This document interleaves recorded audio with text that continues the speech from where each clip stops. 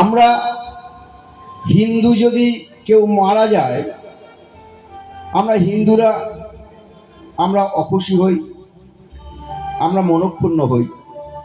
কোনো মুসলিম যদি মারা যায় তাহলে মুসলিমরা অখুশি হয়, মনক্ষুণ্ণ হয়।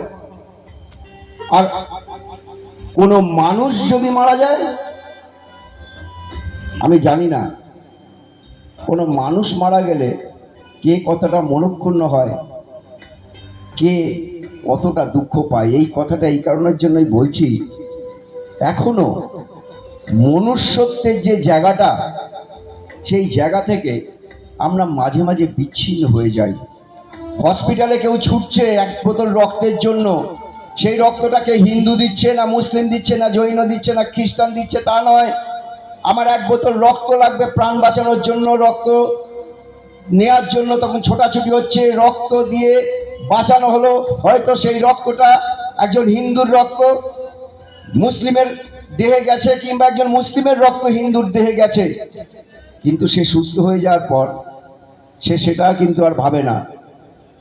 ভাবে আমি হিন্দু, অথবা ভাবে আমি মুসলিম।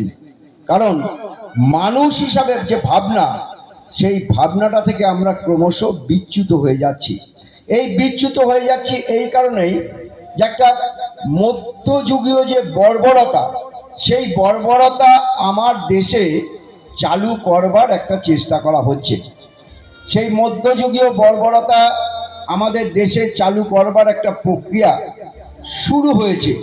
আর যার জন্যই মানুষকে এই মুহূর্তে বিভ্রান্ত করে যে তুমি মানুষ নও, তুমি হিন্দু, কিংবা তুমি মানুষ নও, তুমি মুসলিম, তুমি মানুষ নও, তুমি জৈন, তুমি মানুষ নও, তুমি খ্রিস্টান, এইভাবে তাকে স্টাবলিশ করানোর চেষ্টা করা হচ্ছে।